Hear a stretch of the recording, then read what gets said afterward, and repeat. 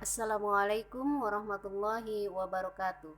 Perkenalkan, nama saya Melika Swati, mahasiswa Pendidikan Agama Islam Fakultas Agama Islam Universitas Muhammadiyah Jakarta. Apa kabar semuanya? Semoga kita selalu berada dalam lindungan Allah Subhanahu wa taala. Sebelum memulai aktivitas pembelajaran kita hari ini, alangkah baiknya kita berdoa dengan mengucapkan Bismillahirrahmanirrahim. Pembelajaran kita kali ini akan membahas materi Al-Quran Hadis kelas 11 tentang betapa besar syukurku padamu.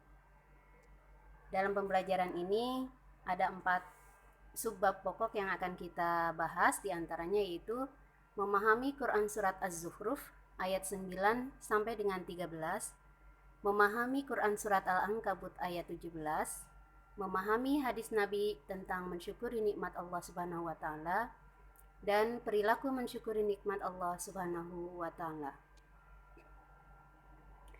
Adapun tujuan pembelajaran kita hari ini yaitu menjelaskan konsep mensyukuri nikmat Allah Subhanahu wa taala, menganalisis kandungan Quran surat Az-Zukhruf ayat 9 sampai dengan 13, menganalisis kandungan Quran surat Al-Ankabut ayat 17, menganalisis kandungan hadis Nabi Muhammad SAW tentang mensyukuri nikmat Allah Subhanahu wa taala, mengidentifikasi perilaku orang yang mensyukuri nikmat Allah, menyajikan hasil analisis tentang mensyukuri nikmat Allah, dan menerapkan rasa syukur nikmat Allah Subhanahu wa taala dalam kehidupan sehari-hari.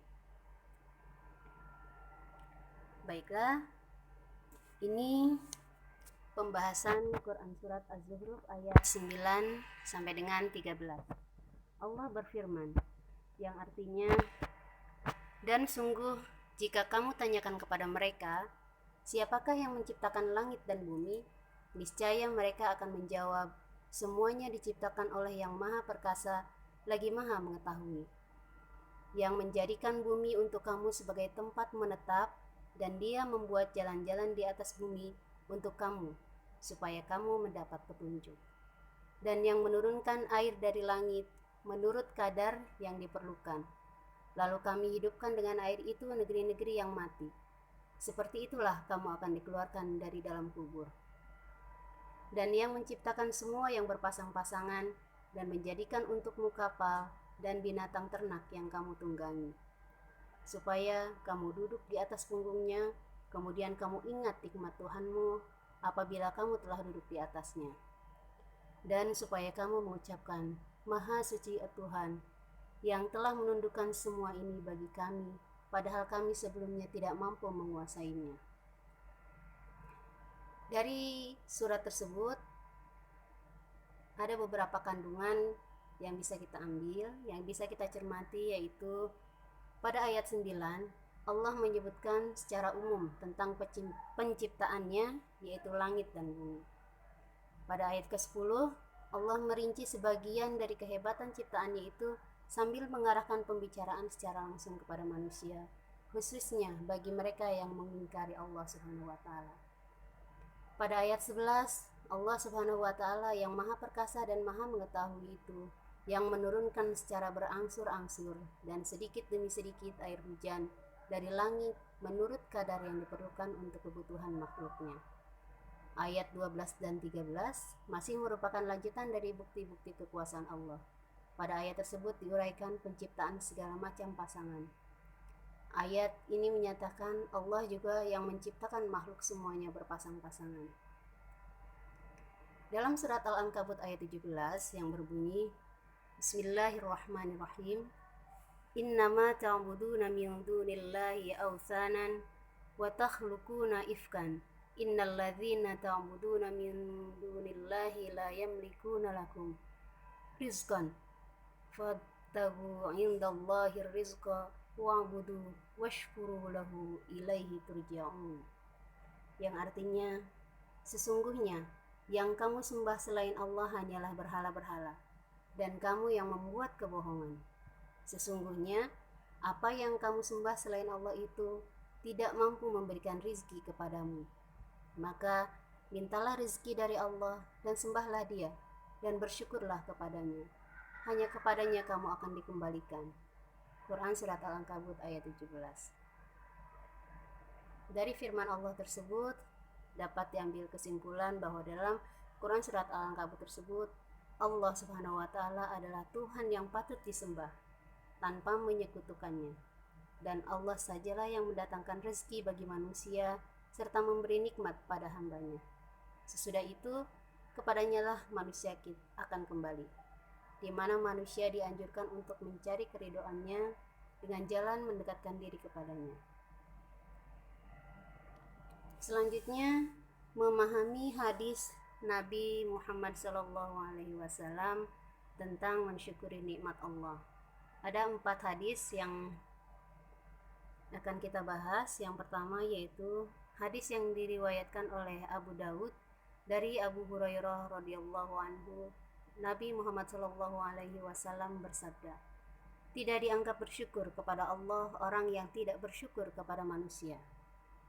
Hadis yang kedua dari Abu Hurairah radhiyallahu anhu berkata, Rasulullah SAW bersabda, "Pandanglah orang yang berada di bawah kalian. Jangan memandang yang ada di atas kalian. Itu lebih baik membuat kalian tidak mengkufiri nikmat Allah." Hadis riwayat Muslim. Hadis yang ketiga, sesungguhnya manusia yang paling banyak bersyukur kepada Allah yang Maha Suci lagi Maha Tinggi ialah mereka yang lebih banyak bersyukur atau berterima kasih kepada manusia. Hadis riwayat Ahmad. Dan hadis yang terakhir dari Abu Hurairah radhiyallahu anhu, ia berkata, Rasulullah SAW bersabda kepada Abu Bakar dan Umar, "Demi zat yang jiwaku yang ada di tangan kekuasaannya, niscaya akan ditanya tentang nikmat ini pada hari kiamat. Kamu dikeluarkan dari rumah-rumahmu dalam keadaan lapar. Kemudian kamu tidak akan kembali sehingga kamu mendapatkan kenikmatan ini." Hadis riwayat Muslim. Dari keempat hadis tersebut kita dapat mengambil pelajarannya. Dalam hadis ini Rasulullah memperingatkan bahwa manusia itu harus bersyukur terhadap nikmat Allah yang dianugerahkan kepada kita. Artinya manusia agar memandang ke bawah, lebih rendah dalam hal keduniaan, seperti kedudukan, pangkat, dan harta. Hal tersebut akan mendorong manusia untuk lebih bersyukur. Yang kedua yaitu bersikap qanaah, menerima apa yang ada atas pemberian Allah Subhanahu wa Ta'ala, merasa puas dan rela atas bagian yang telah diberikan kepada Allah setelah usaha yang kita lakukan, dan agar kita tidak menjadi orang yang tamak terhadap apa yang dimiliki orang lain. Yang ketiga, manusia menjadi orang yang pandai bersyukur dan kelak kita bisa mempertanggungjawabkannya di hari kiamat terhadap apa yang telah Allah berikan kepada kita. Dan Allah Subhanahu wa Ta'ala memberikan tuntunan kepada kita agar selalu berzikir dan berdoa. Pembahasan yang selanjutnya yaitu tentang bagaimana perilaku seseorang yang mensyukuri atas nikmat Allah Subhanahu wa Ta'ala. Sikap dan perilaku yang dapat diterapkan sebagai penghayatan dan pengamalan Quran dan hadis Nabi adalah sebagai berikut. Yang pertama, selalu mempercayai sepenuhnya terhadap adanya Allah Subhanahu wa Ta'ala, zat yang maha mengetahui, yang maha menciptakan segala sesuatu. Senantiasa bersyukur kepada Allah atas nikmat yang Dia berikan. Allah menjadikan bumi sebagai hamparan, menjadikan jalan-jalan di muka bumi ini untuk memperlancar perhubungan, menurunkan hujan untuk penghidupan kita. Tanah yang tandus akan menjadi subur, menjadikan makhluk yang berpasang-pasangan, menciptakan alat transportasi agar mempermudah kita dalam melakukan sesuatu. Yang selanjutnya, senantiasa bersyukur dan berdoa ketika kita akan melakukan segala aktivitas. Senantiasa berterima kasih kepada sesama manusia sebagai tahapan syukur kepada Allah Subhanahu wa Ta'ala. Dan untuk urusan keduniaan, senantiasa melihat kepada orang yang berada di bawah kita agar kita selalu bersyukur kepada Allah. semakin tumbuh rasa syukur kita kepada Allah atas segala nikmat yang telah Ia berikan. Demikianlah materi yang saya sampaikan pada hari ini.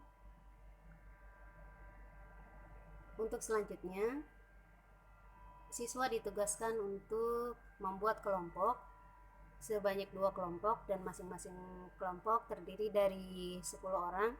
Ini akan menganalisis tentang kandungan Quran surat Az-Zukhruf ayat 9 sampai dengan 13, dan kelompok kedua menganalisis tentang Quran surat Al-Ankabut ayat ke-17.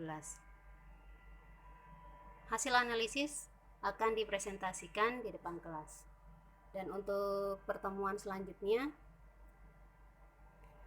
masing-masing siswa harus membuat identifikasi perilaku atau ciri-ciri orang yang bersyukur kepada Allah Subhanahu wa taala, dan tugasnya akan dikumpulkan di pertemuan berikutnya.